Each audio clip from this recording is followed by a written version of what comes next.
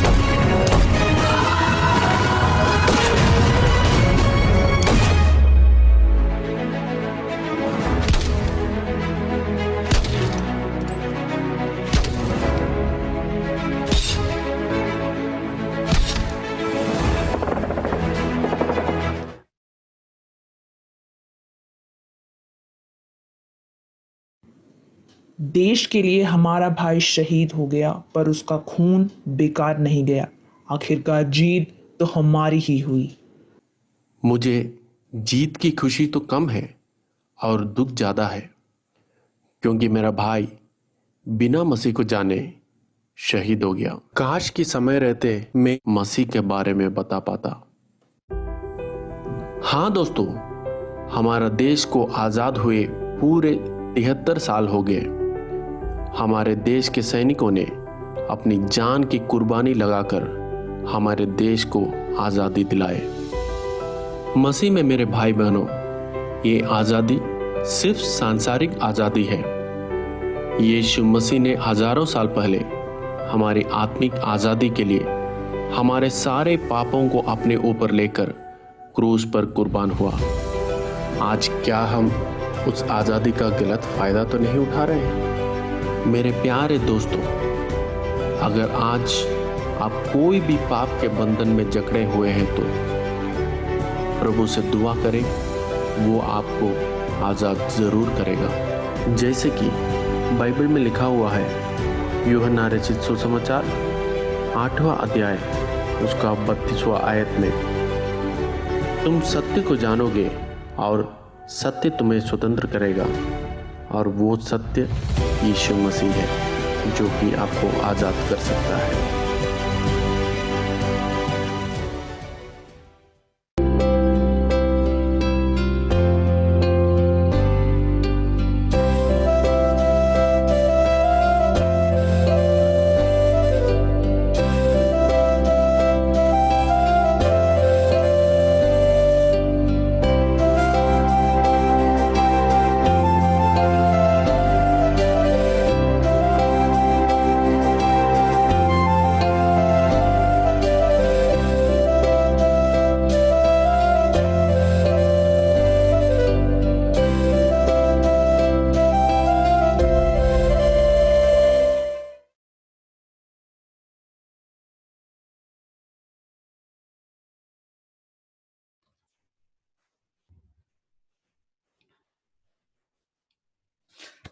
वाह, Sunday school के बच्चों को धन्यवाद कि इतनी अच्छी उपस्थिति उन्होंने प्रस्तुति को दिया है। और सचमुच हम जानते हैं कि हमारा देश भारत बंधुआई में रहा है। हम कह सकते हैं कि हम बंधुआई में रह चुके हैं, चाहे वो 58 का एरा हो, चाहे 1947 का एरा हो, जब हमें आजादी मिली। और सचमुच परमेश्वर का धन्यवाद हो कि ये एक हमारे जीवन में ये एक जीवित गवाही है। ये गवाही कैसी है कि परमेश्वर ने ऐसे अगुओं को ठहराया ताकि हम बंधुआई से निकले, और सचमुच परमेश्वर का धन्यवाद हो।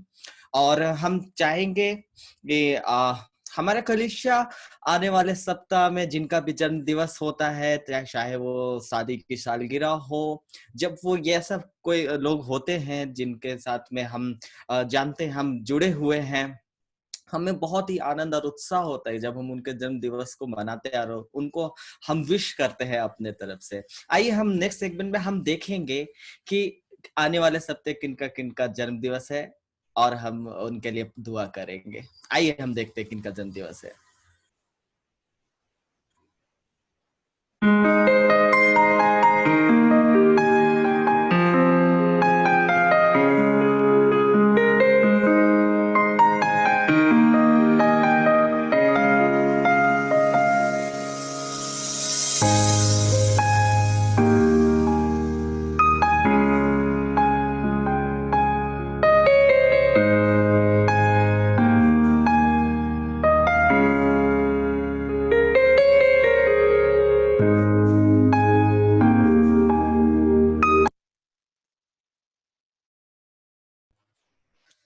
अमेजिंग लाइफ परिवार की ओर से भाई आशीष जोन और निश्चिता एक आपको जन्मदिन की बहुत बहुत बधाइयाँ, और साथ ही साथ महन ग्लोरीतिका और अजुकेश बाला आपको शादी की सालगिरह की बहुत बहुत मुबारकबाद। हम चाहेंगे कि हम आपके लिए दुआ करें और प्रार्थना में अगुवाई के लिए हम आमंत्रण देंगे ब्रदर जयवंत को। ब्रदर जयवंत, आप हमारे साथ हैं, आप हमें प्रार्थना में अगुवाई करें। Thank you brother. आइए हम दुआ। धन्यवाद देते हैं पिता परमेश्वर, धन्यवाद देते हैं इस समय के लिए प्रभु जो तूने हमारे लिए पिता परमेश्वर ठहराया। पिता परमेश्वर, हम अलग अलग जगह तो पाए जाते हैं पिता परमेश्वर, लेकिन आपके योजनाओं के अनुसार, हम आपके प्रेम के अनुसार पिता परमेश्वर हम एक सहभागिता को इस जूम के माध्यम से पिता परमेश्वर हम साथ जोड़े जाते हैं पिता परमेश्वर। मैं प्रभु इस समय हमारे कलीसियाओं को के जितने भी भाई बहन का अगले सप्ताह में जो भी उनका बर्थडे है या तो सालगिरह है, उनके लिए मैं प्रार्थना करना चाहता हूँ पिता परमेश्वर। उनको पिता परमेश्वर आपकी ओर से उनको पिता परमेश्वर आपके राज्य में बढ़ाइए पिता। ये बर्थडे पिता परमेश्वर उनके लिए आशीष का कारण बने पिता परमेश्वर। एक नई उन्नति को, एक नई ऊंचाइयों को और एक नया स्वभाव को दीजिए पिता परमेश्वर, जो मसीह का स्वभाव पिता परमेश्वर आपकी ओर से पिता परमेश्वर। जो सालगिरह मना रहे हैं पिता परमेश्वर, उनको आपके असीम प्रेम में पिता परमेश्वर जोड़े, आपके प्रेम के साथ में वो आत्मिक वरदान के साथ में जोड़े रहे पिता परमेश्वर। उनकी प्रेम को पिता परमेश्वर कभी कम होने ना दे। धन्यवाद देता हूँ, सभी लोगों को आपके हाथों में सौंपता हूँ पिता परमेश्वर। आपके द्वारा आशीषित किए जाए पिता परमेश्वर। आप आपके वचन के अनुसार चल पाए पिता परमेश्वर, आपके प्रेम में बढ़ने पाए पिता परमेश्वर। नहीं ऊंचाई उनकी स्थिति परिस्थिति को जानता है पिता परमेश्वर, उनकी सारी बातों को तो जानता है। उन्हें पिता परमेश्वर अपने राज्य में ग्रहण हो गया और पिता परमेश्वर ऊंचाइयों को पिता परमेश्वर आत्मिक रीति से बढ़ने। धन्यवाद देता हूँ, सारी बातों के लिए धन्यवाद देता हूँ पिता। धन्यवाद के साथ प्रार्थना यीशु मसीह। आमेन आमीन। धन्यवाद ब्रदर को। प्रिय, परमेश्वर हमसे बहुत प्रेम करता है। परमेश्वर को चाहे हम भूल जाए, परंतु परमेश्वर हमको नहीं भूलता। इसी तरह परमेश्वर हमसे बोलता है, बातचीत करता है और विभिन्न विभिन्न माध्यमों से बोलता है और बातचीत करता है और हमें अगुवाई करता है हमारे जीवन को एक नया मोड़ देने के लिए, और ताकि हम उसके जीवित गवाही बन पाए। अभी वक्त हो चला है कि हम बहन सलोनी को आमंत्रण करें, जो अपने जीवन से परमेश्वर की जीवित गवाही को रखे।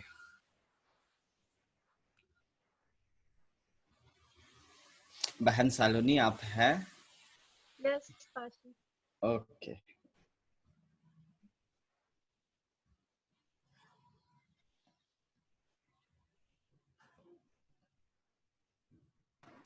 सलोनी, आप अपनी गवाही को बांटिए। सभी को जय मसीह की। मैं सलोनी कुमारी, मैं गया की रहने वाली हूँ और मैं यहाँ अपने नानी घर में रहती हूँ फिलहाल। तो मैं कहना चाहती हूँ कि मुझे शैतान ने 10 साल तक मुझे जकड़े रखा, अपने बंधन में बांधे रखा। और जब मैं बच्ची थी तो उस समय मैं नहीं जान पाई कि मेरे साथ क्या हुआ क्या नहीं, या मेरा फैमिली भी नहीं जान सका कि क्या हुआ मेरे साथ। लेकिन जब मैं धीरे धीरे ग्रोथ करते गई, जब मैं 15-16 साल की हुई तो शैतान मुझे मतलब मुझसे पाप करवाने लगा। कभी उल्टा पलटा काम करवाने लगा, कभी घर में चोरी करवाने लगा, कभी किसी को मारने का काम करवाने लगा और मुझे पागल साबित करना चाहता था।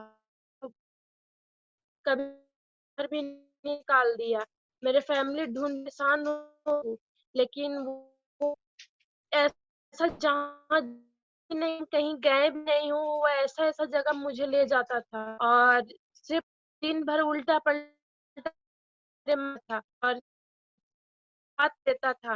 वो मेरा मुंह को बंद रखता था, बोलने नहीं देता था और मुझे बेहोश रखता था। घंटों भर मैं बेहोश रहती थी। मेरे सारा फैमिली परेशान रहते थे।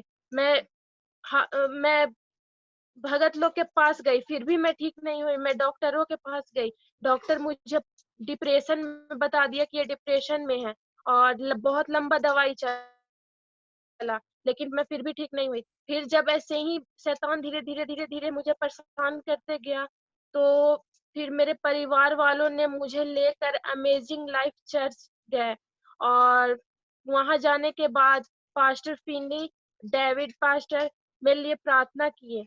इससे पहले भी मैं चर्च जा चुकी थी, मगर बहुत भाइयों बहनों ने मेरे लिए प्रार्थना किया, मगर शैतान इतना धूर्त था, इतना चालाक था कि वो बार बार वार करता था। जब मेरे लिए प्रार्थना होता था मैं 2 दिन 3 दिन शांत रहती थी, लेकिन फिर से वो अपना चाल चलता था, तो मैं परेशान हो जाती थी।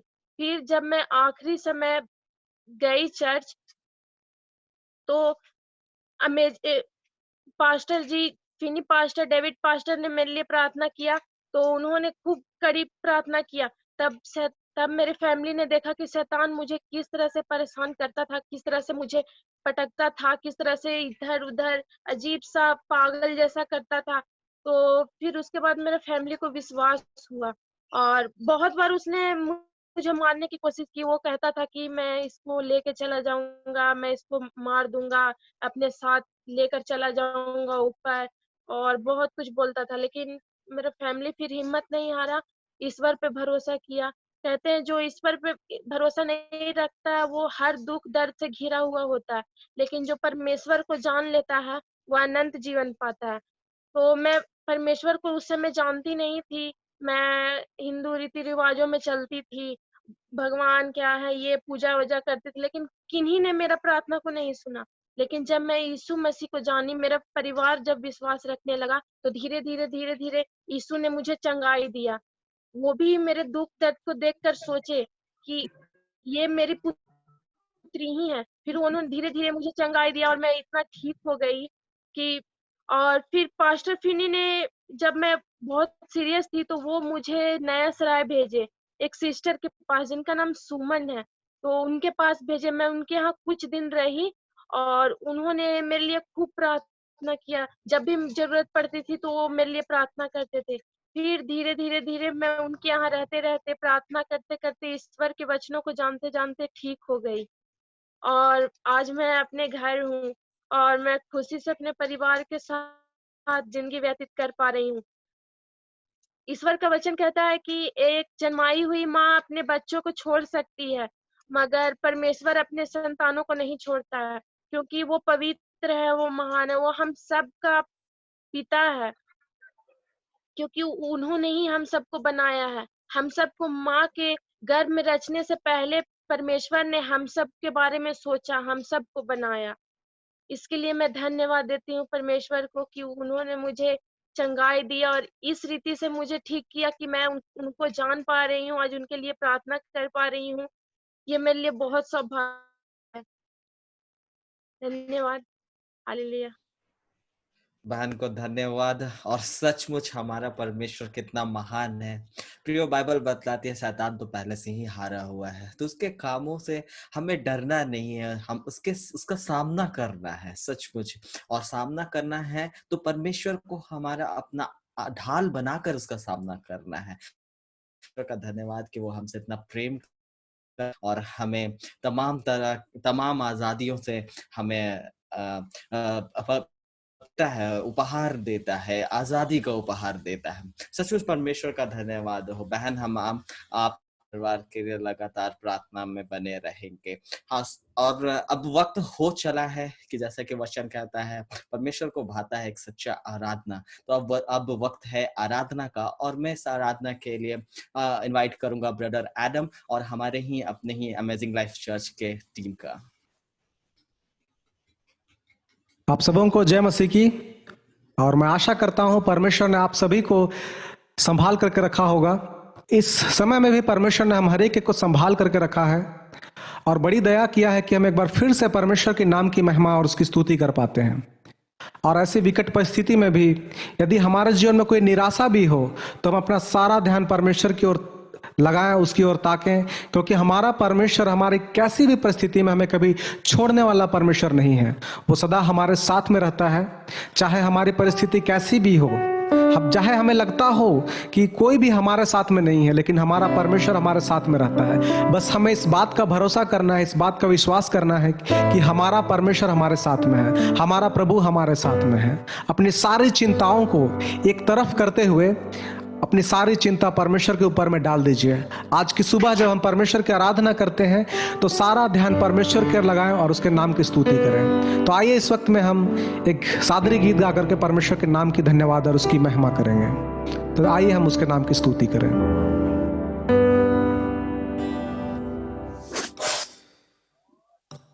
जीवन रूपी मोर डोंगाया है, पाप रूपी समुदर माझे हिलेला डोलेला डर लागेला प्रभु तो लेके चला।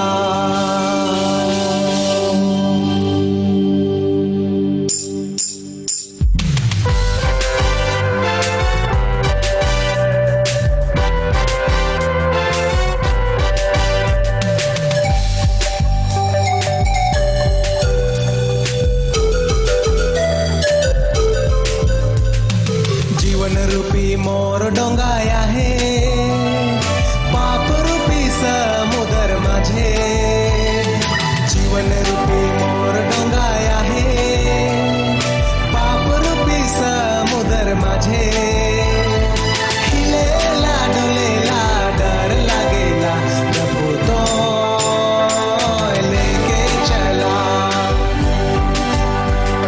हिलेला डोलेला डर लागेला प्रभु तो लेके चला।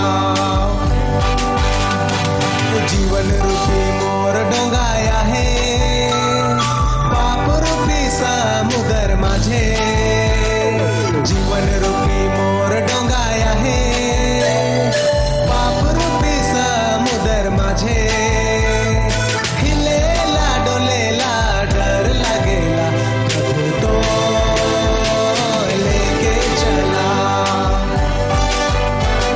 हिलेला डोलेला डर लागेला प्रभु तो लेके चला। आइए झूमते हुए परमेश्वर की आराधना करें।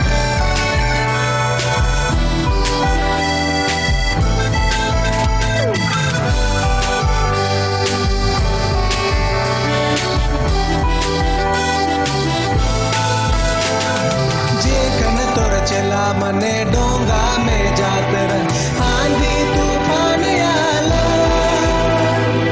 जे कन तोर चला मने डोंगा में जात रह आंधी तूफान आला।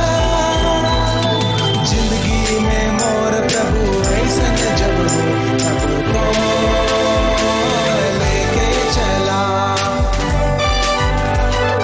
जिंदगी में मोर प्रभु ऐसन जब हो तब तो लेके चला।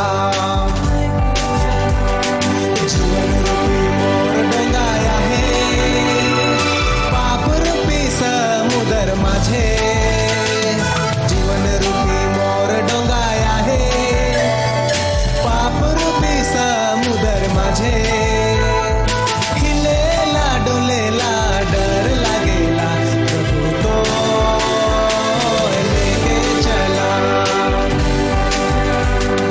हिलेला डोलेला डर लागेला प्रभु तो लेके चला।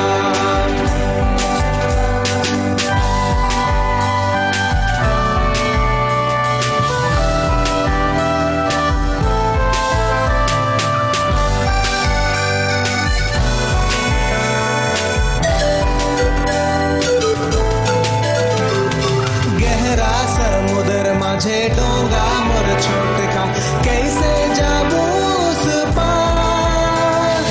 गहरा समुद्र माझे डोंगा मोर छोटका कैसे जाबू उस पार। पानी कर हलचल से डोंगा हिलेला प्रभु तो लेके चला। पानी कर हलचल से डोंगा हिलेला प्रभु तो लेके चला। जीवन रूपी मोर डोंगाया है, पाप रूपी समुदर माझे जीवन रूपी मोर डोंगाया है, पाप रूपी समुदर माझे हिलेला डोलेला डर लागेला प्रभु तो लेके चला।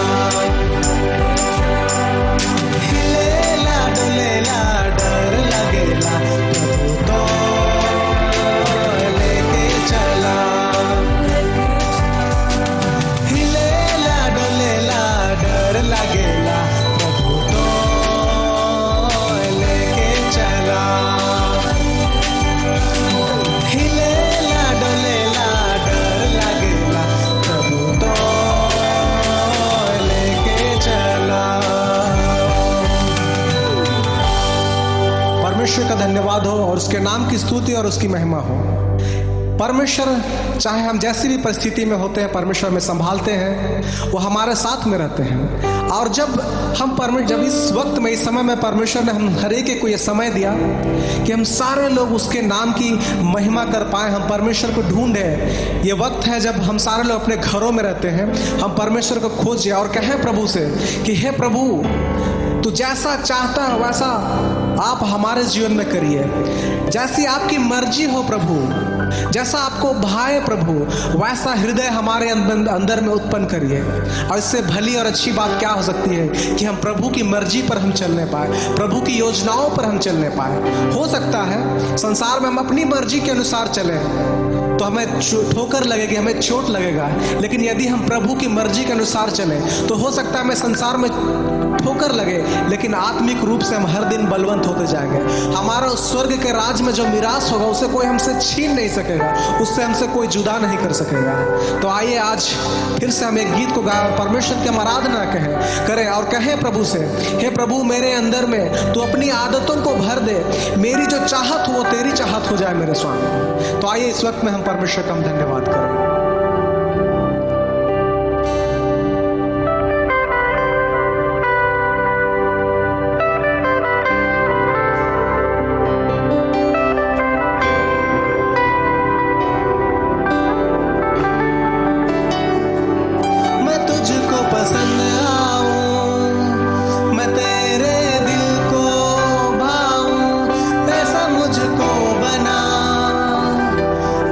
मुझको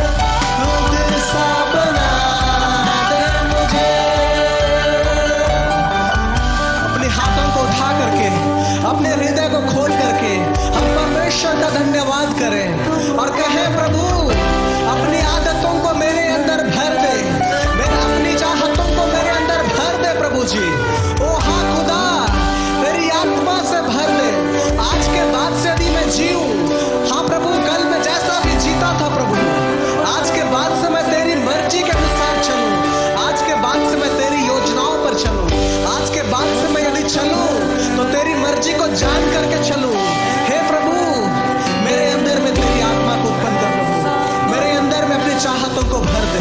आज हम कहें, आज हमारी यही प्रार्थना होनी चाहिए, आज हम अपने हृदय को खोल करके कहें प्रभु से, मेरे अंदर में अपनी आदतों को उत्पन्न कर दे। आज हम कहें प्रभु मेरे अंदर में अपनी चाहतों को भर दे। इस वक्त में हम एक बार फिर से हम कहें, ऐसा तू भर दे, ऐसा तू भर दे, ऐसा तू भर दे, ऐसा तू भर दे, ऐसा तू भर दे, मुझे खुद सा बना दे, खुद सा बना दे, खुद सा बना दे मुझे, ऐसा तू भर दे, ऐसा तू भर दे, ऐसा तू भर दे मुझे, खुद सा बना दे, खुद सा बना दे, खुद सा बना दे मुझे।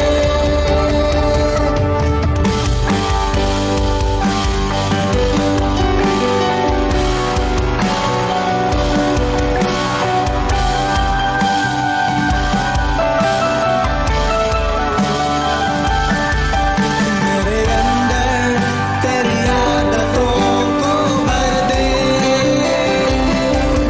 मेरे अंदर तेरी चाहतों को भर दे,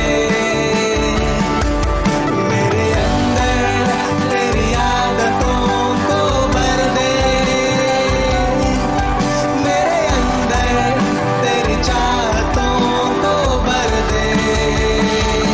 मैं तुझको पसंद आऊं, मैं तेरे दिल को भाऊं, ऐसा मुझको बना, ऐसा मुझको बना,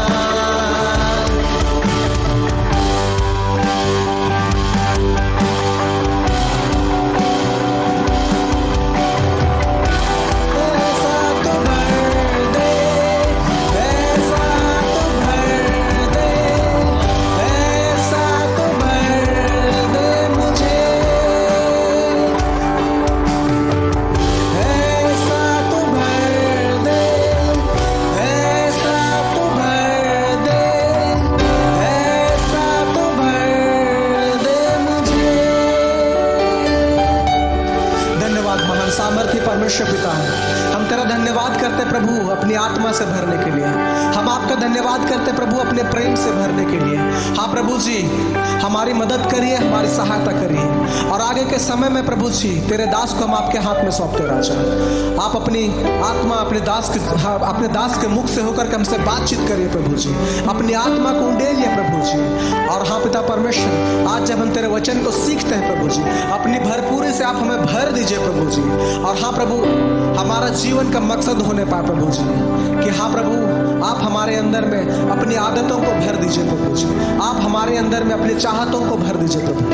हाँ प्रभु, हमारी मर्जी आपकी मर्जी में निहित हो जाए मेरे स्वामी, आपकी मर्जी और हमारी मर्जी एक हो जाए मेरे स्वामी। हाँ प्रभु, आपकी आत्मा से भर करके हाँ प्रभु उस स्वर्गीय मिरास में हम प्रवेश करने पाए प्रभु। हम सारा महिमा सारा आदर हम आपको देते प्रभु, यीशु मसीह के नाम से प्रार्थना मांगते हैं, आमीन। आमीन, आमीन, हालेलुया। सचमुच हम अपने जीवन परमेश्वर की उपस्थिति को अभी हम जहां भी हैं महसूस कर पाते हैं। सचमुच भाई को धन्यवाद एक सच्ची आराधना के लिए। प्रियो, बीते दिनों हम लोगों ने विश्व आदिवासी दिवस मनाया। आप में से कितने लोग हैं जो इस दिवस के बारे में जानते हैं? एक तरह से हम कह सकते हैं कि परमेश्वर ने एक संस्कृति को हमें दिया है, उस संस्कृति को हम सब फॉलो करते आए हैं। ठीक उसी के लिए हम लोग विश्व आदिवासी दिवस मनाते हैं, और उसके लिए हमारे कलीसिया ने भी आपके लिए एक सुंदर सी प्रस्तुति को तैयार किया है। आइए हम उस प्रस्तुति की ओर चलें।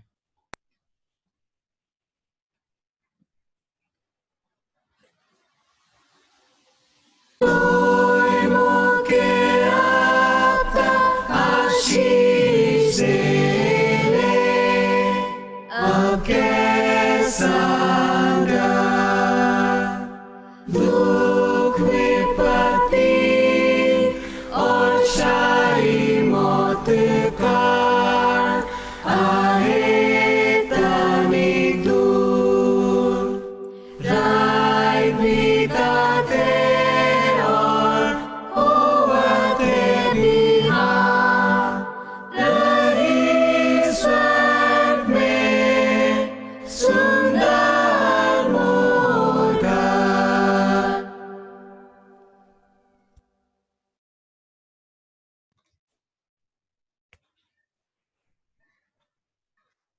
आशा करते हैं आपको ये छोटी सी प्रस्तुति बहुत ही पसंद आई होगी।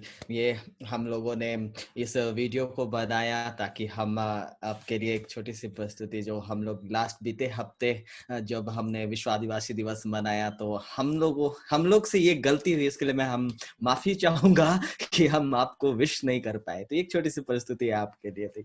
और मैं आने वाले समय अब हमारे पास ब्रदर फिनी सैमुअल के हाथ में सौंपूंगा ताकि वो हमारे बीच में आए और वचन की सेवा को दे। राइट, धन्यवाद भाई साकेत, हमें इतने देर अगुवाई करने के लिए बहुत बहुत धन्यवाद। आप सभी को जय मसीह की। मैं आशा करता हूं हम सब आज परमेश्वर में आनंदित हैं, खुश हैं। एक अच्छी आराधना में भाई एडम के साथ हमें जाने का अवसर मिला और प्रभु की आराधना उनके साथ मिलकर करने का परमेश्वर ने हमें सहायता किया, इसलिए भी हम परमेश्वर को धन्यवाद देते हैं। आज का संदेश की ओर हम आगे बढ़ना चाहेंगे और मैं आज के संडे स्कूल के बच्चे लोगों ने जिन प्रोग्राम को हमारे बीच में रखा उसके लिए भी धन्यवाद देना चाहता हूं। विशेषकर उन्हें ट्रेन करने वाली टीचर सिस्टर शैरन का भी मैं धन्यवाद देना चाहता हूं। उन्होंने भी बड़ी मेहनत इन बच्चों में उसने भी किया और प्रैक्टिस करवाया, रिकॉर्ड किया, एडिट किया, सब कुछ करने के बाद हमारे बीच में संडे स्कूल का इतने अच्छे प्रोग्राम को उन्होंने रखा, उनका भी धन्यवाद। और मैं धन्यवाद देना चाहूंगा हमारे आज की गवाही के लिए जो सिस्टर सलोनी ने हमारे बीच में रखा। एक सुंदर और एक जीवित और एक अद्भुत गवाही परमेश्वर ने उनके होठों से हम सभी को सुनने का अवसर दिया, इसलिए मैं प्रभु को धन्यवाद देता हूं। आज हम दूसरा थिस्सलुनीकियों की किताब को देखेंगे और दूसरा थिस्सलुनीकियों की किताब को आज हम एक ही दिन देखेंगे और हम आज समाप्त भी करेंगे। इसमें 3 अध्याय हैं।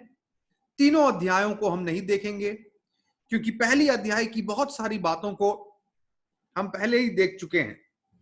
जब हम पहली थिस्सलुनी कर रहे थे तो उसमें भी हमने किस प्रकार से मसीहों को दुख उठाना पड़ेगा या उठाया गया उन दिनों में, उन विशेष बातों को हमने देखा था। और वही पहली अध्याय में फिर से पौलुस दूसरे थिस्सलुनीकियों में दूसरी चिट्ठी में जब थिस्सलुनीकियों के कलीसिया को पौलुस लिख रहे हैं तो दूसरी बार भी पौलुस इस बात को यहां पर पहली अध्याय पर लिखते हैं कि किस तरह तुम इस सतावट में प्रभु के साथ बने रहो। तो ये समझ में आता है हमें कि पहली थिस्सलुनीकियों की किताब जब लिख रहे थे उससे करीब कुछ महीनों के बाद, मेरे ख्याल से 6 महीना के बाद ये किताब लिखा हुआ। इतने महीनों के बाद ये जो दूसरा चिट्ठी पत्र लिखा गया, दूसरा थिस्सलुनीकियों की किताब, तब भी थिस्सलुनीकियों की कलीसिया की समस्याएं खत्म नहीं हुई थी, परेशानी खत्म नहीं, दुख और वेदना खत्म नहीं हुए, वो चल रहे हैं, परसिक्यूशन चल रहा है। इसलिए दूसरा लेटर जब पौलुस लिखता है उसमें भी पौलुस इस बात को मेंशन करता है और उन्हें उत्साहित करता है कि वो प्रभु में बने रहे। तो आज हम पहली अध्याय से आरंभ जरूर करेंगे, मगर ज्यादा समय आज हम दूसरे अध्याय में बिताएंगे और परमेश्वर की इन वचनों को समझने का प्रयास करेंगे। और मैं आशा करता हूं कि प्रभु हमें इन सारी बातों को समझने के लिए मदद भी करेंगे। एक छोटी सी प्रार्थना आइए हम मिलकर करें। परमेश्वर पिता, आपके हाथों में समय को सौंपते हैं। हमसे बोल, हमसे बातचीत कर, अपनी महिमा हमारे मुख के द्वारा आज की सुबह इस जगह पर होने दे, ये हमारी प्रार्थना है। धन्यवाद देते हैं, आपने प्रार्थना सुना, यीशु मसीह के नाम से, आमेन, आमेन। दूसरा थिस्सलुनीकियों की किताब, उसका पहला अध्याय,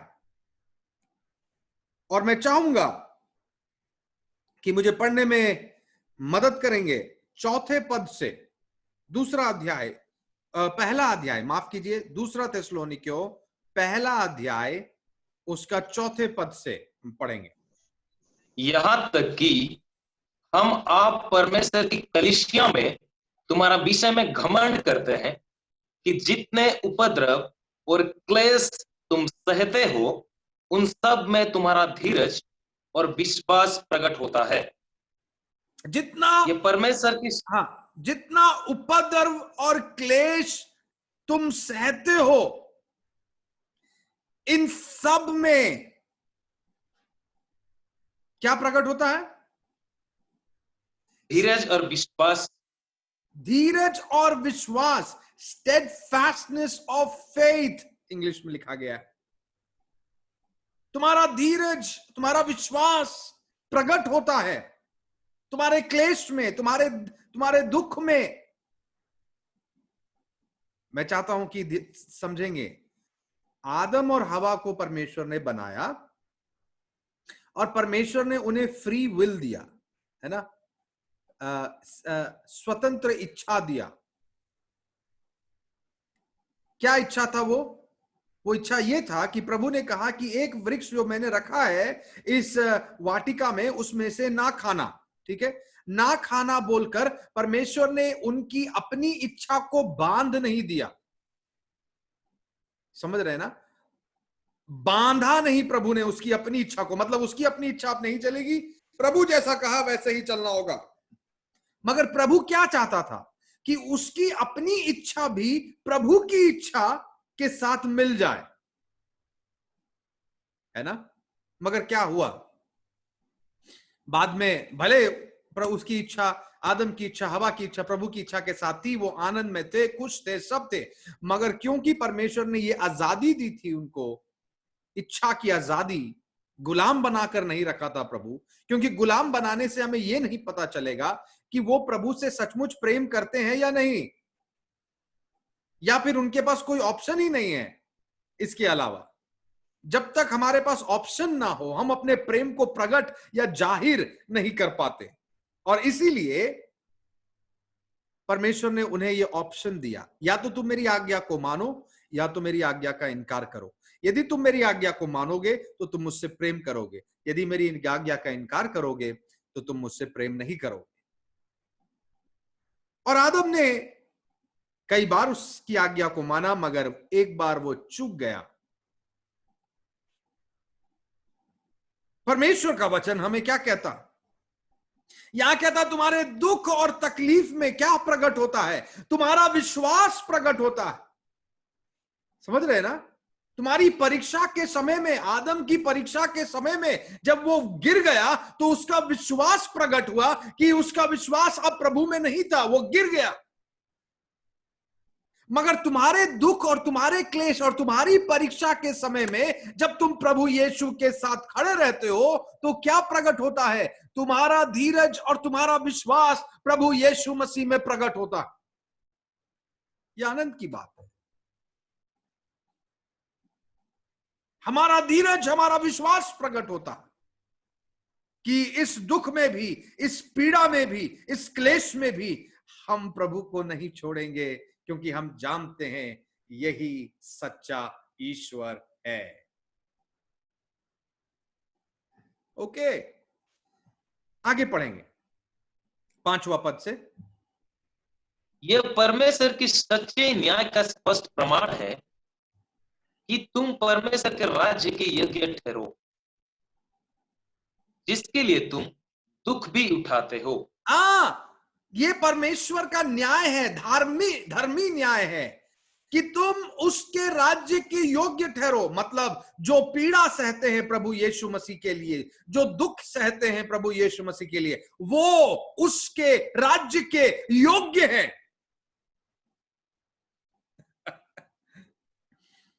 क्या हम प्रभु के योग्य है? सच बोले तो हम में से कोई प्रभु के योग्य नहीं है। क्यों? क्योंकि हम में पाप है। हमारा सोच प्रभु के जैसा नहीं है। जितना वो पवित्र है उतना पवित्र हम कभी बन नहीं सकते। हम उसके राज्य के योग्य नहीं है, मगर बाइबल बताता है जो उसके नाम के लिए दुख उठाता है, पीड़ा उठाता है, समस्याओं को अपने जीवन में ले, उसके नाम के लिए लज्जित किया जाता है, परमेश्वर का वचन कहता है वो मेरे राज्य के योग्य है। सिर्फ एक ही व्यक्ति उसके राज्य के योग्य, परमेश्वर का वचन कहता है। यदि हम योग्य नहीं है मगर उसके लिए हम दुख और पीड़ा उठाते हैं, तो परमेश्वर अपने राज्य के लिए हमें योग्य ठहराता है।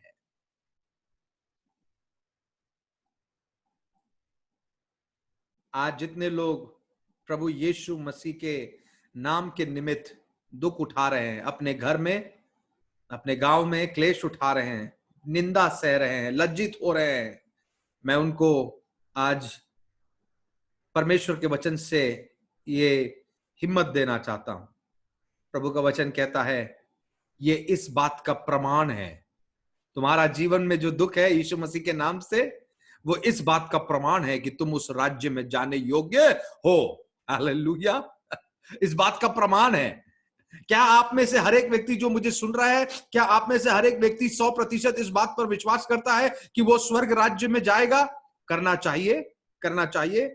मगर कौन वो व्यक्ति है जो पूर्ण रीति से आज विश्वास करता है कि बिना कोई शक और शंका का कि स्वर्ग राज्य में उसके लिए जगह है? कौन? मालूम, बाइबल बताती है वो सब जो उसके नाम के निमित्त दुख और निंदा उठा रहे हैं। ये परमेश्वर कहता है तुम मेरे राज्य के योग्य हो। जो प्रभु यीशु मसीह के नाम से सुख और विलास, धन और दौलत, आशीष ही आशीष संसारिक की खोज में है, यहां कहीं नहीं बाइबल कहता कि वो मेरे राज्य के योग्य है। बाइबल कहीं नहीं कहता। ये जो बड़े बड़े भविष्यद्वक्ताएं हैं, मैं कहता हूं झूठे भविष्यद्वक्ताएं, क्योंकि बाइबल बताती है, मेरा वाक्य नहीं है, झूठे भविष्यद्वक्ताएं हैं जो आपको बड़ी बड़ी वायदे करते हैं। 2 साल बाद आप विदेश चल जाएंगे, 4 साल बाद आपकी नौकरी लग जाएगी, 2 साल बाद आपके पास इतना धन होगा। ऐसी झूठे वायदे करने वाले झूठे भविष्यद्वक्ताओं के लिए परमेश्वर के पास कोई जगह नहीं। प्रभु उल्ट हमसे कहता है मेरे नाम के निमित्त यदि तुम दुख उठाते हो तो तुम इस बात को जान लो, तुम जान लो कि मेरे राज्य में तुम्हारे लिए जगह है, तुम इसके योग्य हो। और आज यदि आपका पति आपको सताता है,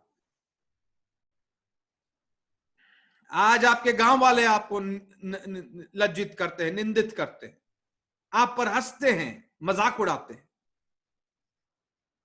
आज आपके ऑफिस में लोग आपसे दूर रहते हैं क्योंकि आप मसीह हैं, तो परमेश्वर का वचन आपको ही आप देता है कि तुम मेरे राज्य के योग्य हो, तुम मेरे राज्य के योग्य हो। भारत के अंदर में सताव कम नहीं हुआ। कल मुझसे हमारे परसिक्यूशन रिलीफ के जो फाउंडर है, उन्होंने मुझे कल रात में फोन किया। वो मुझसे कह रहे थे कि भारत में सताव बढ़ गया है, बहुत बढ़ गया। उन्होंने मुझसे कहा मास्टर साहब आपको विश्वास नहीं होगा, विश्वास नहीं होगा कितना सारा केस भारत के अंदर में मसीहों को पीड़ित केस आ रही है। मैंने उनसे यही शब्द कहा, मैंने कहा मुझे विश्वास है क्योंकि मैं बाइबल पढ़ता हूं।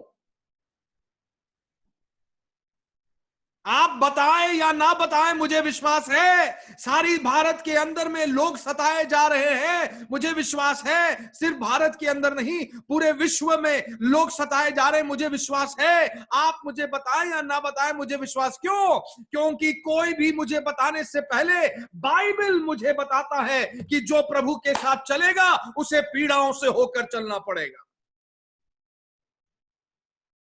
मुझे विश्वास है, मैं जानता हूं हो रहा, मगर उन लोगों के लिए, उन भारतीयों के लिए, उन लोगों के लिए जो दुख और सताव से जा रहे, सिर्फ भारत में नहीं मगर पूरे विश्व में, उनके लिए परमेश्वर का वचन कहता है निराश मत होना, क्योंकि यदि स्वर्ग में किसी का जगह पहला है तो वो तुम्हारा है, जो मेरे नाम के लिए लज्जित और पीड़ा में सहते हो। यदि स्वर्ग के योग्य कोई सचमुच इस संसार में ठहरा है, तो वो तुम हो जो सताए जाते हो। अगुवे नहीं, पास्टर्स नहीं, बड़े बड़े नाम नहीं, बड़ी बड़ी संस्थाओं का फाउंडर और प्रेसिडेंट नहीं, मगर वो योग्य है जो इन दुख और पीड़ाओं को अपने जीवन में सहते हैं मसीह के नाम के लिए। बहुत से ऐसे लोग हैं, तो तुम उसके योग्य ठहरोगे। 6वां पद जल्दी से। क्योंकि परमेश्वर के निकट यह न्याय है कि जो तुम्हें क्लेश देते हैं उन्हें बदले में क्लेश दे। परमेश्वर तुम्हारे लिए लड़ेगा, तुम्हें लड़ने की जरूरत नहीं। परमेश्वर कहता है जो तुम्हें क्लेश देता है उसे वापस क्लेश देने का काम तुम्हारा नहीं मगर परमेश्वर का है। वो राजा है।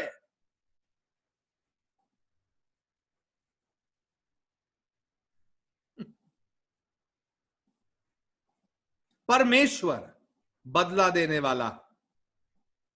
हमारा काम, परमेश्वर ने हमसे क्या कहा? हमारा काम तुम क्षमा करो लोगों को, बदला मत दो, तुम क्षमा करो। क्यों? क्षमा करने से तुम्हें शांति मिलेगी। बदला का भाव रहने से तुम्हें क्या मिलेगा? कुछ नहीं, तुम परेशान हो जाओगे। बदला का भाव तुम्हें अंदर से खराब कर देगा। बदला का भाव तुम्हें इंसान से शैतान बना देगा। बदला मेरा है, मेरे पास छोड़ दो। तुम दूसरों के लिए दुआ करो, उनकी क्षमा के लिए प्रार्थना करो, और जिसको क्या करना है वो मैं करूंगा, मगर तुम्हारे सताने वालों को मैं क्या करूंगा? यदि वो मन न फिराए तो वो भी सताए जाएंगे। 7वां पद। और तुम्हें जो क्लेश पाते हो तुम्हारे साथ चैन दे उस समय जबकि प्रभु यीशु अपने सामर्थी दूतों के साथ धधकती हुई आग में स्वर्ग से प्रकट होगा। और प्रभु कहता है तुम जो प्रभु में आज क्लेश सह रहे हो, पौलुस कह रहा है थिस्सलुनीकिया की कलीसिया से, तुम जो आज प्रभु के लिए क्लेश सह रहे हो, तुम धाड़स बांधो, बहुत जल्दी तुम्हें इससे आजादी मिलेगी। तुम्हारा ईश्वर बादलों में तुम्हें लेने के लिए वो आएगा। हमेशा के लिए तुम्हें इससे आजादी मिलेगी। ये कुछ समय का क्लेश है, सह लो। सह लो।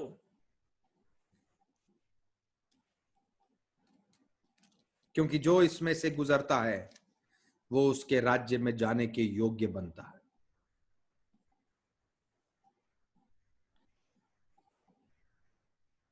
ठीक है, हम आगे बढ़ेंगे। ये पहला अध्याय है, और आपको याद है कि पहला थिस्सलुनी में भी पौलुस इसी प्रकार से आरंभ करता है, उनको आशा देते हुए जो दुख और तकलीफों से होता है। और हमने कई विस्तार से पहला थिस्सलुनी में ये पढ़ा था और सीखा था कि किस प्रकार इन दुखों और पीड़ों में उन सब को जाना होगा जो मसीह में है ना, जो सच्चे मसीही जीवन को जी रहे हैं। अब हम आते हैं दूसरे अध्याय में। तो पौलुस ये दूसरा थिस्सलुनीकियों क्यों लिख रहा है, पहले हम इसको समझेंगे। दूसरा थिस्सलुनीकियों किताब पौलुस इसलिए लिख रहा है, विशेष कारण यह है कि थिस्सलुनीकिया की कलीसिया में पहली लेटर लिखने के बाद फिर से कुछ लोग गलत शिक्षाओं को लेकर थिस्सलुनीकिया की कलीसिया में आ गए हैं। ठीक है, गलत शिक्षाओं को लेकर ध्यान दीजिए, गलत शिक्षाएं हमारे चारों ओर है। और मैं इसलिए आपको चेतावनी देना चाहता हूं, जब आप YouTube में बैठ के हर एक की शिक्षाओं को सुनते हैं, क्या आप जांचने की कोशिश करते हैं, परखने की कोशिश करते हैं कि ये सही है या गलत है? या अब भी आप दूध पीते हुए बच्चों की नाई चिन्ह और चमत्कारों में, झूठे भविष्यवाणियों में आप गिर जाते।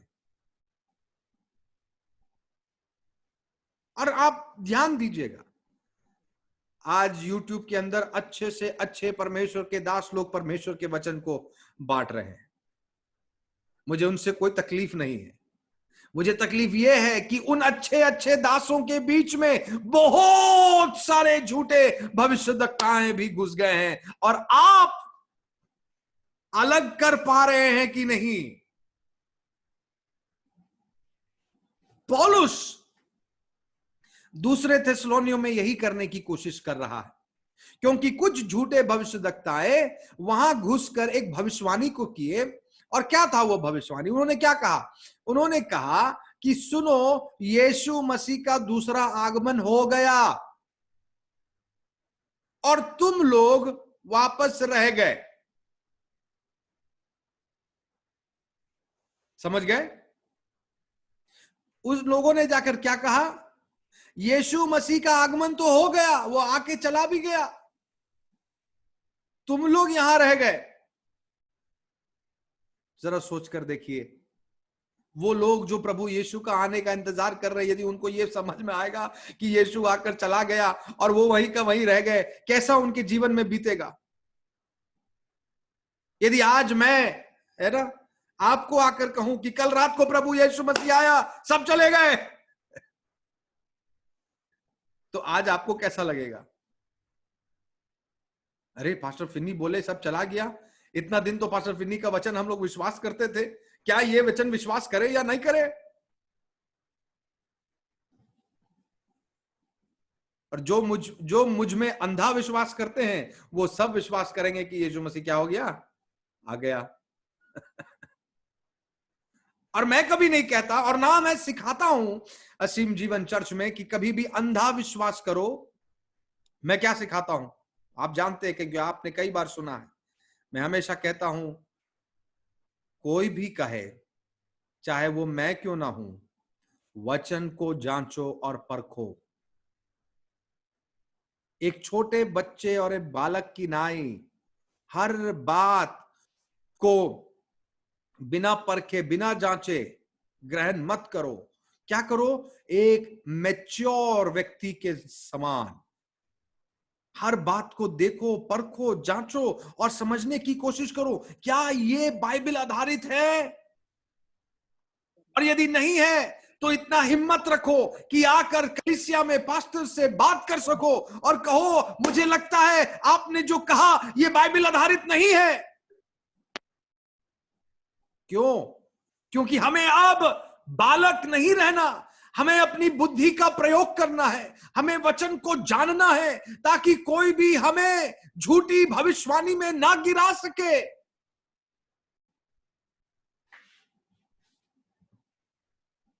मैं विश्वास करता हूं हम बढ़ रहे हैं, उस जगह बढ़ रहे हैं। एनीवेज, तो दूसरे अध्याय पौलुस इसीलिए लिखा है क्योंकि कुछ लोगों ने थिस्सलुनीका कलीसिया में आकर कह दिया कि यीशु मसीह आ गया, चला भी गया, तुम लोग रह गए। तो पौलुस आकर क्या कहता है? दूसरा अध्याय उसका पहला पद से, हे भाइयों, अब हम अपने प्रभु मसीह यीशु के आने के और उसके पास अपने इकट्ठे होने के विषय में तुमसे विनती करते हैं कि किसी आत्मा या वचन या पत्री के द्वारा, जो कि मानो हमारी ओर से हो, यह समझकर कि प्रभु का दिन आ पहुंचा है, तुम्हारा मन अचानक अस्थिर ना हो जाए। अच्छा, और ना तुम घबराओ। कोई भी यदि कहे, यदि हमारा पत्र भी तुमसे कहे कि प्रभु का दिन आ चुका है, तो तुम्हारा मन अस्थिर और पौलुस कहता है, यदि मैं भी कहूं तुमसे, तब भी तुम्हारा मन अस्थिर ना हो जाए, व्याकुल ना हो जाए। सोचिए, पौलुस बोलता है बाकी लोग ने, यदि मेरा चिट्ठी भी तुम्हारे पास आ, तुम्हारा मन व्याकुल नहीं होना चाहिए। तुमको समझना होगा कि प्रभु का दिन जब आएगा तो क्या होगा। यदि तुम ये समझ जाओगे कि प्रभु का दिन जब आएगा तो क्या होगा और कैसे होगा, तो फिर क्या नहीं होगे, हर एक झूठी बातों में तुम फंसोगे नहीं। यदि लोग कहेगा अगले साल प्रभु आ रहा है, 2025 में आएगा, 2020 में आएगा, 2021 में आएगा, लोग कुछ भी कह सकते हैं। तुम्हारा मन उन बातों में व्याकुल और परेशान ना हो। तो किन बातों को तुम्हें ध्यान देने की जरूरत है? ठीक है, आज हम इस पे बात करेंगे, किन बातों को ध्यान देने की जरूरत है दूसरा थिस्सलुनीकियों के हिसाब से, कि यदि प्रभु यीशु मसीह बादलों में हमें लेने के लिए आएगा तो क्या चिन्ह होंगे उसके। ठीक है, तो पहले पौलुस कहता है तुम्हारा मन व्याकुल ना हो। कोई भी कहे कि यीशु मसीह आ गया या यीशु मसीह कल आ रहा है, तुम परेशान मत हो। तो फिर क्या करें आगे? तीसरा पद, किसी रीति से किसी के धोखे में ना आना। किसी रीति से किसी के भी धोखा में ना आना। हाँ, क्योंकि वो दिन ना आएगा जब तक धर्म का त्याग ना हो ले और वो पाप का पुरुष अर्थात विनाश का पुत्र प्रकट ना हो। अच्छा, तो पहली बात वो दिन यीशु मसीह का दूसरा आगमन तब तक नहीं होगा जब तक कि सबसे पहले वो जो सन ऑफ लॉलेसनेस, क्या है हिंदी में? धर्म का त्याग, हाँ, विनाश का पुत्र, विनाश का पुत्र और son of destruction and son of lawlessness. धर्म का त्याग और विनाश का पुत्र ना हो। धर्म का त्याग, पाप का मनुष्य, विनाश का पुरुष, है ना? पाप का मनुष्य भी लिखा हुआ है ना? पाप ये का पुरुष या हाँ, पाप का मनुष्य, विनाश का पुत्र, जब तक ये प्रकट ना हो तब तक क्या नहीं होगा?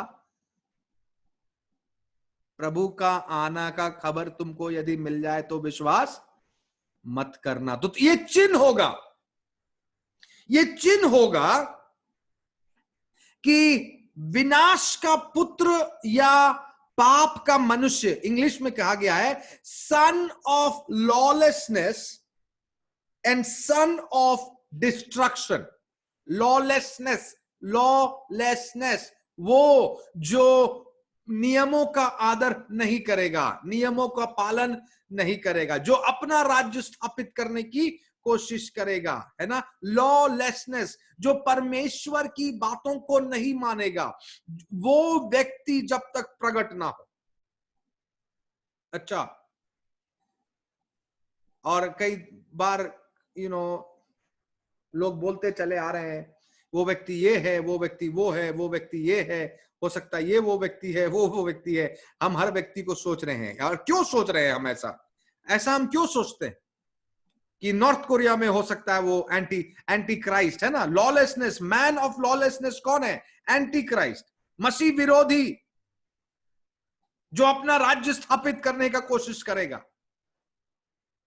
कभी हम सोचते हैं वो इंग्लैंड से आएगा, कभी हम सोचते हैं वो भारत से होगा, कभी हम सोचते हैं वो ये क्या अभी देश बोले थे, एनीवेज अन्य देशों के बारे में हम विचार करने लगते हैं। नॉर्थ कोरिया से होगा, सीरिया से होगा, हम विचार करते हैं।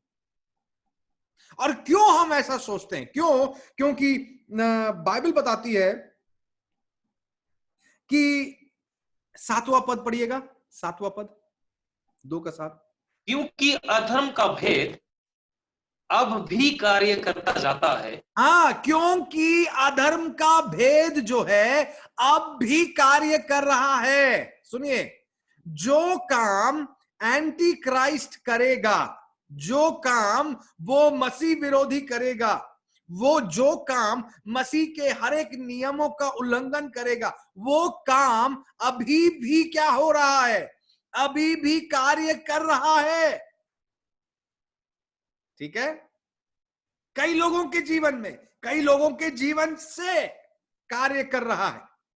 वो स्वभाव अभी भी कार्य कर रहा है, मगर अभी तक वो नहीं आया। कौन नहीं आया? मैन ऑफ लॉलेसनेस, पाप का मनुष्य जो पूरी ताकत से परमेश्वर का विरोध करेगा। और वो मसीहों के लिए चिन्ह होगा। चिन्ह क्या होगा? कि प्रभु यीशु का आना निकट है। नाउ बाइबल के हिसाब से देयर आर टू व्यूज, दो व्यूज है। बाइबल के हिसाब से नहीं, स्कॉलर्स के विश्वास के जानकारी में दो व्यूज कहा जाता है, जिसको हम लोग थियोलॉजी के भाषा में कहते हैं। एक प्री ट्रिब्यूलेशन और दूसरा हम कहते हैं पोस्ट ट्रिब्यूलेशन। ठीक है, मैं हल्का सा इसे समझाने की कोशिश करूंगा। प्री ट्रिब्यूलेशन वाले क्या विश्वास करते हैं और पोस्ट ट्रिब्यूलेशन वाले क्या विश्वास करते हैं। ठीक है, और मैं आपको यह भी बताऊंगा कि मैं कौन सा विश्वास करता हूं। प्री ट्रिब्यूलेशन वाले ये विश्वास करते हैं कि जब एंटी क्राइस्ट आएगा तो सारे मसीह लोग 7 साल के लिए प्रभु यीशु के साथ बादलों में उठा लिए जाएंगे। ठीक है, और प्रभु के साथ उसके राज्य में चले जाएंगे। और 7 सालों के लिए पूरी दुनिया में एंटी क्राइस्ट का राज्य होगा, ट्रिबुलेशन होगा। ट्रिबुलेशन मतलब महाक्लेश होगा। मगर सारे मसीही उस महाक्लेश के आने से पहले बादलों में उठा लिए जाएंगे और फिर उसके राज्य में 7 सालों तक चल जाएंगे। और 7 सालों में जब ये महाक्लेश खत्म हो जाएगा, तब ये सारे मसीह लोग वापस इस पृथ्वी में आएंगे। ये एक विश्वास है जिसको हम प्री ट्रिबुलेशन कहते हैं।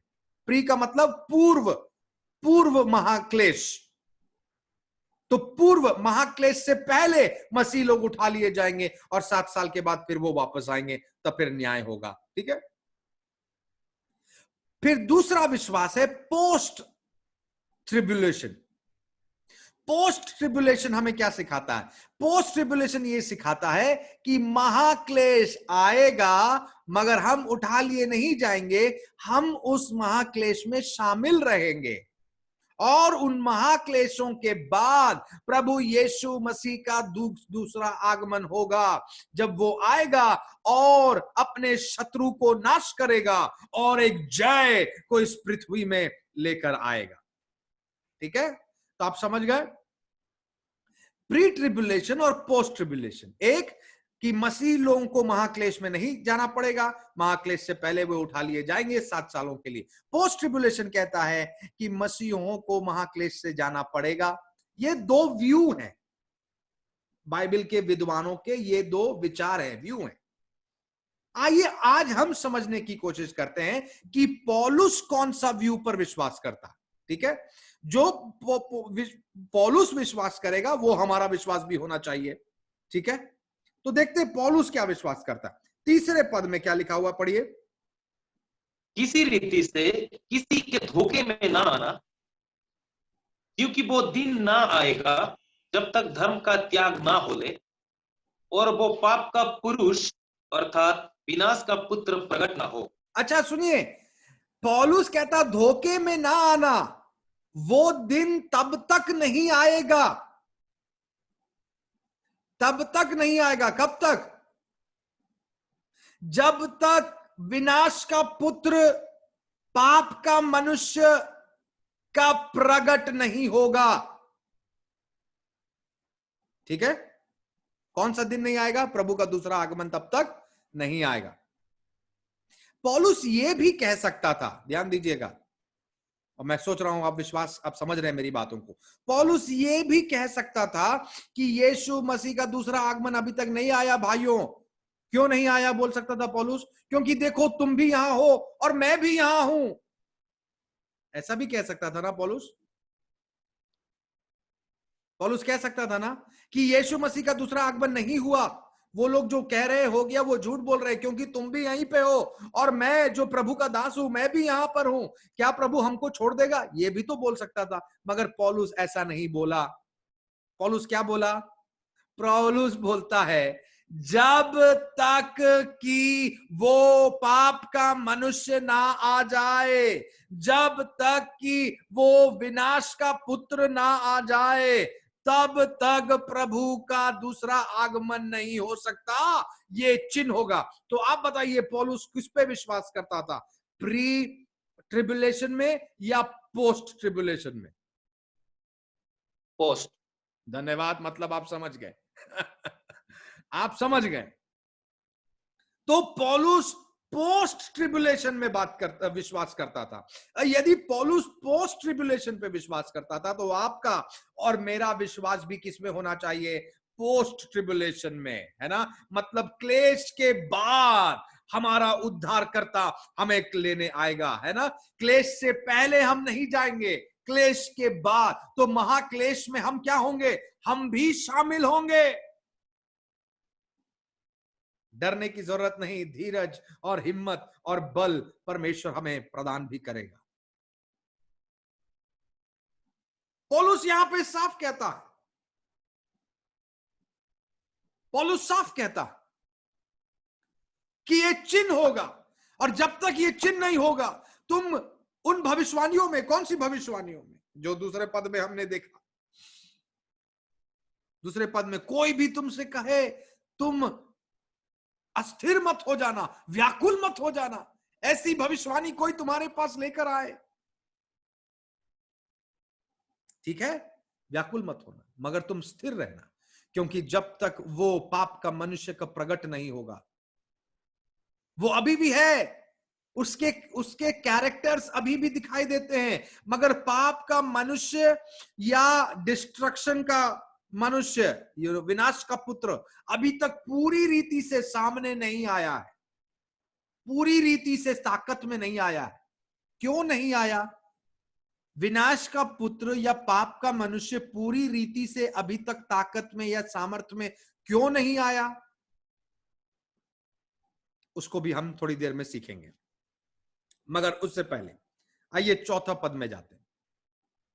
जो विरोध करता है और हर एक से जो इस पर या पूज्य कहलाता है, अपने आप को बड़ा ठहराता है, यहां तक कि वो परमेश्वर की मंदिर में बैठकर अपने आप को इस पर भी ठहराता है। ठीक है, पहला अध्याय, दूसरा थिस्सलुनी पहला अध्याय उसका 9वां पद एक बार पढ़ेंगे। वो प्रभु के सामने से और उसकी शक्ति के तेज से दूर होकर अनंत विनाश का दंड पाएंगे। वो अनंत विनाश का दंड पाएंगे। कौन अनंत विनाश का दंड पाएंगे? वो जो विनाश के पुत्र कहलाएंगे। याद रखिएगा, आज हमने पहला थिस्सलुनी उसका पहला अध्याय में ही हमने ऊपर में पढ़ा था, जो तुम्हें दुख देता है परमेश्वर उन्हें क्या देगा? पीड़ाओं में लेकर जाएगा। विनाश के पुत्रों के लिए प्रभु का वचन क्या कहता है? पहला अध्याय 9वां पद में कि परमेश्वर उन्हें भी विनाश के में हमेशा के लिए अनंत विनाश में डालेगा। तो आज आपको सताने वाले, आपको परेशान करने वाले उन सारे विनाश के पुत्रों का स्वभाव जो आपके अगल बगल में पाई जाती है, आप इस बात पर विश्वास करें, जो आपको नाश करना चाहते हैं उसको प्रभु अनंत नाश की ओर लेकर जाएगा। मगर आपको परमेश्वर ने क्या दिया है? आपको परमेश्वर ने आशा दिया है, विश्वास दिया है। और क्या आशा? कि हमारी इस पीड़ा में भी हम प्रभु में थामे रहे। क्यों? क्योंकि बहुत जल्दी हमारी ये पीड़ा खत्म हो जाएगी, हमारा ये सताव खत्म हो जाएगा, हमारा दुख खत्म हो जाएगा, हमारा क्लेश खत्म हो जाएगा। बहुत जल्दी हम प्रभु के साथ बादलों में पाए जाएंगे। ये आशा हम पकड़े रहे। ये आशा हमें क्लेश के समय में हिम्मत देती है। ये आशा हमें क्लेश के समय में धीरज प्रदान करती है। एनीवेज, अब हम आते फिर से चौथे पद में और हम देखते हैं कि ये व्यक्ति, ये एंटी क्राइस्ट जो होगा उसके बारे में क्या लिखा गया। चौथा पद, जो विरोध करता है और हर एक से जो ईश्वर या पूज्य कहलाता है, अपने आप को बड़ा ठहराता है, यहां तक कि वो परमेश्वर के मंदिर में बैठकर अपने आप को ईश्वर ठहराता है। वो परमेश्वर के मंदिर में, तो एंटी क्राइस्ट के बारे में कहा गया है ना, विनाश के पुत्र के बारे में, पाप के मनुष्य के बारे में कहा गया है। वो कहां बैठेगा? कहां बैठेगा? परमेश्वर के मंदिर में बैठकर वो राज्य करेगा। नाउ पौलुस परमेश्वर का मंदिर जब भी कहता था, दो बातें जगह को कहता था। एक, परमेश्वर के कई जगह आप देखेंगे परमेश्वर के मंदिर जब भी पौलुस कहा है, पौलुस के मन में चर्च रहा है, चर्च, ठीक है। या फिर परमेश्वर का मंदिर को कहा गया है तो यरूशलेम का मंदिर को कहा गया, ठीक है। ये दो विशेष बातों को हम देखते हैं, या तो वो यरूशलेम के मंदिर के बारे में बात करता है, और या तो फिर वो चर्च के बारे में पौलुस कहता है। जब भी वो कहता है परमेश्वर के मंदिर में, तो क्या बताने की कोशिश की जा रही है? इस पाप के मनुष्य के बारे में, इस विनाश के पुत्र के बारे में क्या बताने की कोशिश की जा रही है? पौलुस हमें बता रहा है कि ये विनाश का जो पुत्र होगा, जो एंटी क्राइस्ट कहलाएगा, मसीह विरोधी कहलाएगा, है ना, महाक्लेश को लेकर आएगा, वो व्यक्ति परमेश्वर की आज्ञाओं का उल्लंघन करेगा, परमेश्वर के वचनों का उल्लंघन करेगा। वो व्यक्ति परमेश्वर के मंदिरों में, मतलब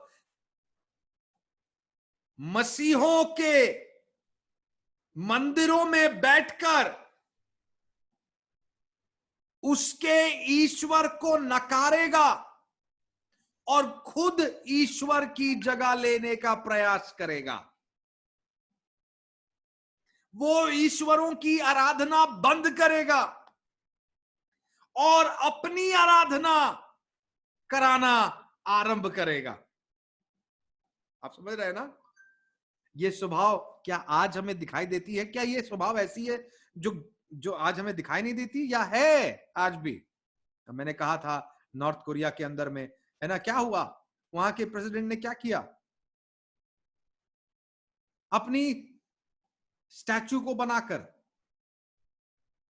अपने मूर्ति को बनाकर लोगों से क्या कहा गया कि अब से इस देश में आराधना सिर्फ मेरी होगी, और कोई धर्म नहीं काम करेगा यहां, और कोई रिलीजन यहां काम नहीं करेगा, यहां सिर्फ मेरी आराधना की जाएगी। ये क्या है? ये चिन्ह है। उसका मतलब ये नहीं कि वो एंटी क्राइस्ट है, उसका मतलब ये कि यही स्वभाव होगा एंटी क्राइस्ट का,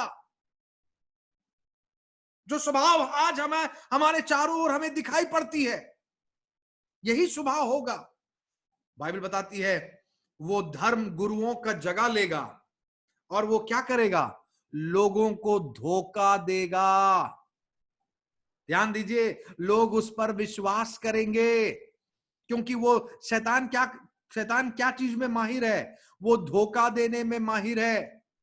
हवा को उसने धोखा दिया और पूरे मानव जाति को पाप में गिरा दिया। वैसे ही ये धोखा देने वाला बहुत माहिर होगा। वो किसको धोखा देगा? मसीहों को धोखा देगा, और फिर धीरे धीरे धोखा दे देकर तुम्हारे मसीह को तुमसे अलग करके खुद तुम्हारे जीवन में ईश्वर बनेगा, और हमसे कहा जाएगा कि हम उसकी आराधना करें। ये एंटी क्राइस्ट का चिन्ह होगा, ठीक है। उसके बाद 5वां पद, क्या तुम्हें स्मरण नहीं कि जब मैं तुम्हारा यहां था तो तुमसे ये बातें कहा करता था? आगे, तुम उस वस्तु को जानते हो जो उसे अभी रोक रहा है। अच्छा, तुम उस वस्तु को जानते हो जो वस्तु उसे अभी रोक रहा है। अच्छा, ये क्या चीज है?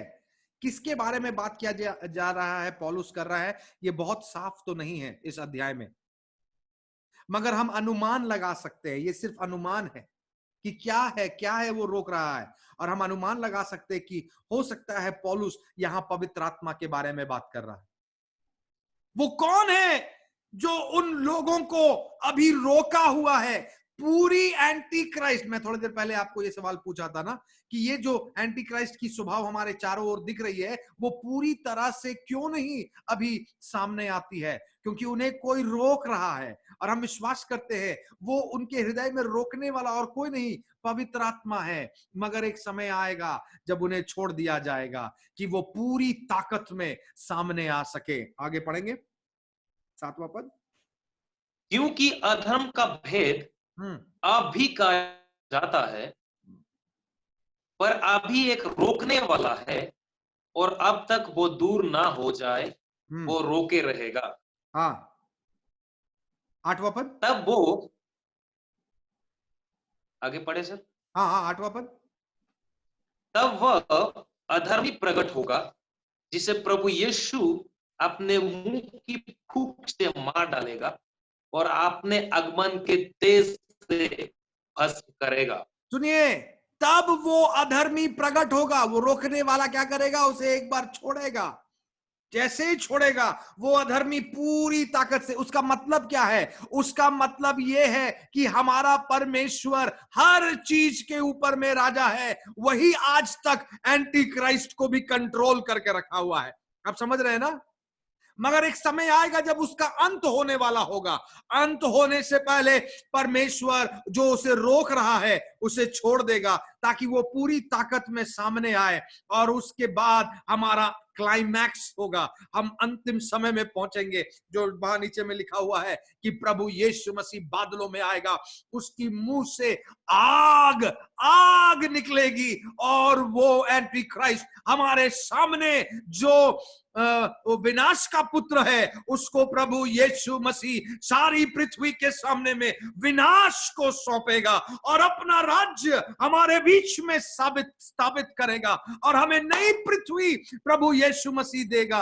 हमारा उसका आगमन हमारे बीच में होगा और हम सब जो उस विनाश के पुत्र के वजह से दुख और वेदना में अपने जीवन को बिता रहे थे, आंसू में बिता रहे थे, उस विनाश के पुत्र को हमारे आंखों के सामने में यीशु नाश करने के बाद हमें बादलों में उठाकर सबके सामने में आदर और सम्मान के साथ चिल्ला उठेगा, ये मेरे संतान है, ये मेरे संतान है, ये जय के संतान है।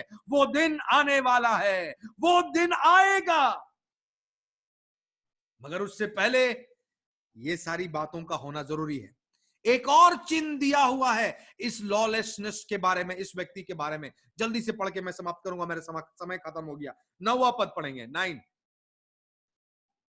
उस अधर्मी का आना शैतान के कार्य के अनुसार सब प्रकार की झूठी सामर्थ और चिन्ह और अद्भुत काम के साथ और नाश होने वाले के लिए अधर्म के सब प्रकार के धोखे के साथ होगा।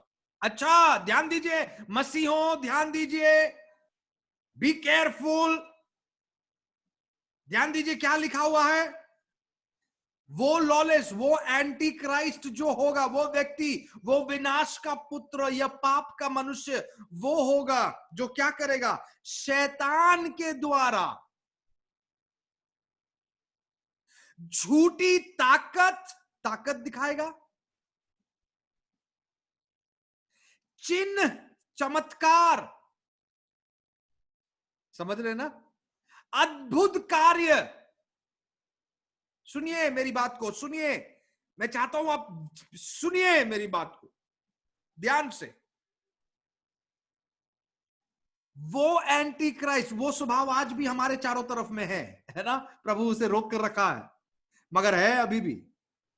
बाइबल बताती है वो झूठा भविष्यद्वक्ता होगा क्योंकि दूसरा पद में उसके बारे में लिखा गया है। यहां पर बताती है वो शैतान की ओर से होगा, ठीक है। वो शैतान नहीं होगा, वो शैतान की ओर से होगा, ठीक है। एंटी क्राइस्ट शैतान नहीं होगा मगर वो शैतान की ओर से होगा। इसलिए वो क्या क्या दिखाएगा हमारे सामने में, वो सामर्थ के काम दिखाएगा, अद्भुत काम दिखाएगा, चमत्कारों को दिखाएगा। और आप जानते हैं जब ये दिखाएगा तो कौन सबसे पहले उसके पीछे चलना आरंभ करेगा, कौन जानते हैं? मसीही लोग, चर्च के लोग। क्यों? क्योंकि बाइबल क्या कहता है नीचे में? बिकॉज, उसको पढ़िए ना 10वां पद को। और अद्भुत काम, अधर्मी आना शैतान के कार्य का अनुसार सब प्रकार के झूठी सामर्थ और चिन्ह के अद्भुत काम के साथ और नाश होने वाले के लिए अधर्म के सब प्रकार के धोखे के साथ होगा। सब प्रकार का धोखा, चिन्ह होगा, चमत्कार होगा, सामर्थ के काम होगा। मगर तुम सोच रहे होगे कि ये सब प्रभु कर रहा है, ये सब प्रभु कर रहा है, मगर बाइबल बताती है ये सारी चमत्कारें, ये सारी चिन्ह और ये सामर्थ के सारे काम तुम्हारे लिए धोखा होगा।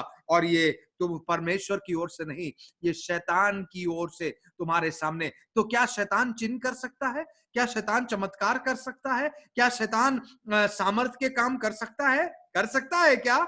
हाँ या नहीं? यस यस, कर सकता है ना? मत बोलना, मत बोलना हर एक चिन्ह चमत्कार प्रभु की ओर से होता है, मत बोलना। क्योंकि चिन्ह और चमत्कार के काम कौन कर रहा है? शैतान। मगर बाइबल क्या बताती है? वो धोखा दे रहा है तुम्हें। क्यों? ताकि तुम्हें प्रभु से अलग कर सके और तुम्हें अनंत काल की नाश में अपने साथ शामिल कर सके। इसलिए और बाइबल लास्ट पढ़िएगा, लास्ट लाइन, 10 का लास्ट लाइन। क्योंकि उन्होंने सत्य से प्रेम नहीं किया। क्यों वो अलग हो जाएंगे? धोखा में लोग क्यों गिर जाएंगे? क्यों धोखा में लोग गिर जाएंगे? क्योंकि उन्होंने सत्य से कभी प्रेम नहीं किया।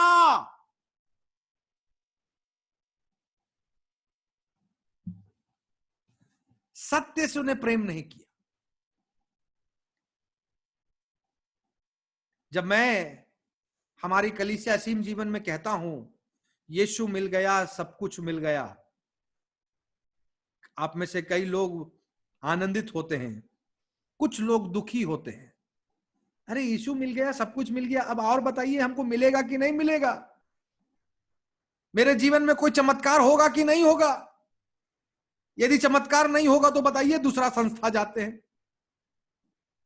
जहां होगा वहां जाते हैं, 50 रुपया में तेल खरीदते हैं, वो तेल से चमत्कार हो जाए। प्रार्थना निवेदन देके 2000 का चेक दे देते हैं तो मेरे साथ चमत्कार हो जाए। हम भूल जाते हैं, हम भूल जाते हैं प्रभु हमको मिल गया तो सब कुछ मिल गया, इससे बड़ा चमत्कार और कुछ नहीं हो सकता। हाँ, प्रभु जिसको चंगा देना चाहता है, जिसको चमत्कार छुटकारा देना चाहता है। आज की गवाही आप लोगों ने सुना होगा सिस्टर सलोनी की, क्या प्रभु ने उसे दुष्टात्मा की शक्ति से बाहर नहीं किया? हाँ किया। हाँ, परमेश्वर ने उसे आजाद किया और ताकि वो प्रभु को जान सके, ताकि वो प्रभु को ग्रहण कर सके। कि उसका मतलब यह है कि क्या सलोनी के जीवन में अब से कोई दुख नहीं आएगा?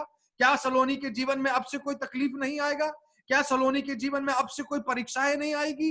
आएगी, दुख आएगा, तकलीफ आएगी, परीक्षा आएगी, मगर अब उसे क्या करना है? जिस परमेश्वर ने उसे छुटकारा दिया है उस पर अंत तक विश्वास करना है। अगली परीक्षा में उसे जय मिले या ना मिले, मगर उसे अब यह विश्वास हो जाना चाहिए अनंत काल का जय उसे मिल चुका है, जो उससे कोई अलग नहीं कर सकता।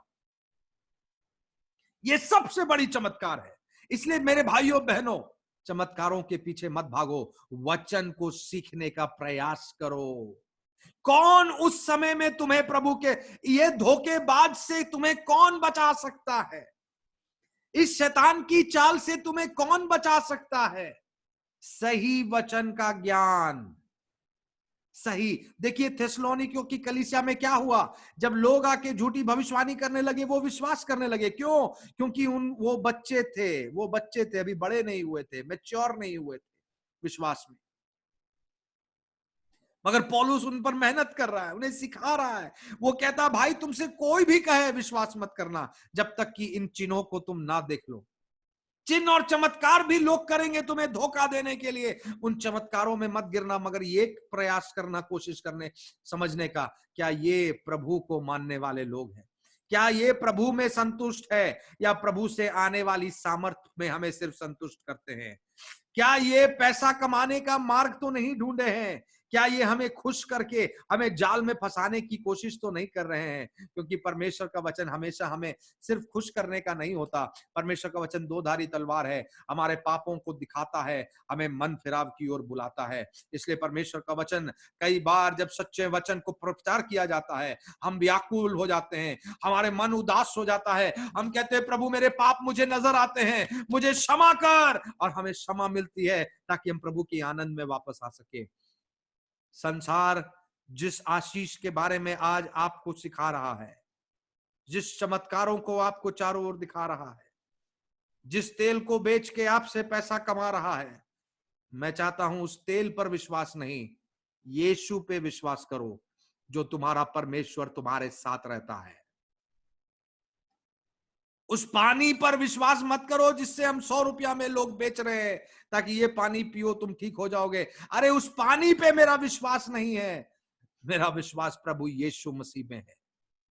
अंधविश्वास में हम नहीं जिएंगे, हम आजाद है, यीशु ने आजाद किया है। वो परमेश्वर मेरा और आपका सबका परमेश्वर है। हम अपने लिए खुद प्रार्थना करेंगे, हम अपनी परिवार के लिए खुद प्रार्थना करेंगे, हमें पैसा दे के प्रार्थना करवाने की कोई जरूरत नहीं है, हम खुद प्रार्थना करेंगे, क्योंकि परमेश्वर मेरा है, परमेश्वर मेरे साथ है, वो मेरे जीवन का अंग है। जब आप ऐसे मैच्योर क्रिश्चियन बन जाएंगे, कोई आपको धोखा नहीं दे पाएगा।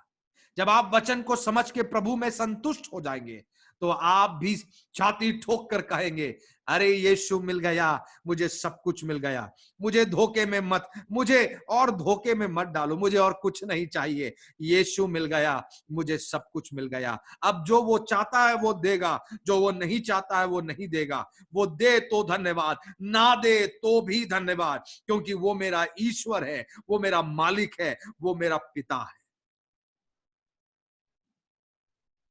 धन्यवाद देते हैं। परमेश्वर वचनों से आपको आशीष दे। अपनी आंखों को बंद करें, हम प्रार्थना करेंगे। परमेश्वर पिता, हम प्रार्थना करते हैं, होने दे प्रभु, प्रभु जो भी आज सताव को सह रहे हैं वो तेरे राज्य के योग्य है, तेरा वचन कहता है। आने वाले दिनों में उस एंटी क्राइस्ट के बारे में कहा गया, वो पाप का मनुष्य, वो विनाश का पुत्र, जब वो आएगा मसीहों को सताएगा, तेरे राज्य को हटाने की कोशिश करेगा। तेरा वचन कहता है तेरी आज्ञाओं का उल्लंघन करेगा, अपना राज्य स्थापित करेगा, और वो लोगों को धोखा देगा, चिन्ह और चमत्कार करेगा, और लोगों के सामने में खुद ईश्वर बनने का ऐलान करेगा। ये सारे चिन्ह होंगे, मगर परमेश्वर वचन ये भी कहता है कि यहां समाप्त नहीं होगा। बाइबल कहती है कि यीशु मसीह जब फिर से आएगा, उसके मुंह से उस विनाश के पुत्र के लिए आग निकलेगी, और वो विनाश का पुत्र खुद विनाश हो जाएगा, हमेशा के लिए, अनंत के लिए वो विनाश हो जाएगा। और प्रभु उन सारे लोगों को जो उस पर धैर्य के साथ, हिम्मत के साथ प्रभु को पकड़ कर रखे हैं, महाक्लेश के समय में वो सारे लोग, क्लेशों के समय में वो सारे लोग जो यीशु पर विश्वास करके धीरज के साथ खड़े रहे हैं, उनको परमेश्वर अपना संतान करके ऐलान करेगा। हालेलुया। हम धन्यवाद देते हैं इस आशा के लिए, इस वचन के लिए। प्रभु इस वचन हमारे हृदय में बसने पाए, यीशु मसीह के नाम से, आमीन। आमीन। धन्यवाद पास्टर फेनी, आपके एक सुंदर और अद्भुत वचन के लिए सचमुच परमेश्वर का धन्यवाद कि परमेश्वर ने इन सारी बातों को हमारे समक्ष रखा। सचमुच प्रियो, अंत का दिन डरावने वाला है सचमुच, लेकिन परंतु परमेश्वर का ये वचन है जो हमसे प्रॉमिस करता है कि हम मसीह में मजबूत बनने हैं, और कोई भी ऐसी बातें नहीं है जो हमें डरा सके। तो जरूरी है कि हम अपने मन को व्याकुल ना करें, और ऐसे भी परिस्थिति में हम हियाव के साथ खड़े रहें। सचमुच परमेश्वर को धन्यवाद। हम लोग चाहते हैं कि पिता परमेश्वर हमें ऐसी तमाम योजनाओं में हमें बांधे रखता है कि हम उनके साथ संगति करते रहे, और इसी चीज को लेकर हमारा कलीसिया भी आगे आता है, ताकि हम प्रत्येक दिन हम परमेश्वर की संगति में आगे बढ़ते रहे। और हम लोग विभिन्न कार्यक्रमों को रखते हैं, विभिन्न प्रोग्राम्स को आयोजित करते, मीटिंग्स को आयोजित करते हैं। उसी में कुछ अनाउंसमेंट्स हैं जो मैं आपके साथ, कुछ सूचनाएं हैं जो मैं आपको देना चाहूंगा कि आने वाले हर एक बृहस्पतिवार को संध्या 6:30 बजे से हम लोग का प्रार्थना बाइबल स्टडी होता है, और उसके बाद में हम लोग शुक्रवार को मिलते हैं फास्टिंग प्रेयर में, जो कि सुबह 11 बजे हम लोग सब कोई मिलते हैं। और ठीक शनिवार को हम लोग यूथ फेलोशिप जो युवाओं के लिए है, जिसमें आप सभी जुड़ सकते हैं, वो मीटिंग संध्या 6:30 बजे शाम से होता है, तो हम लोग सब मिलते हैं। और जैसा कि हर सप्ताह हम लोग मिलते हैं, हर संडे चर्च संडे सर्विस के लिए सुबह में 8:30 बजे से हम लोग हिंदी सर्विस के लिए मिलते हैं, और 10:30 बजे जो कि इंग्लिश सर्विस का समय होता है हम लोग मिलते हैं।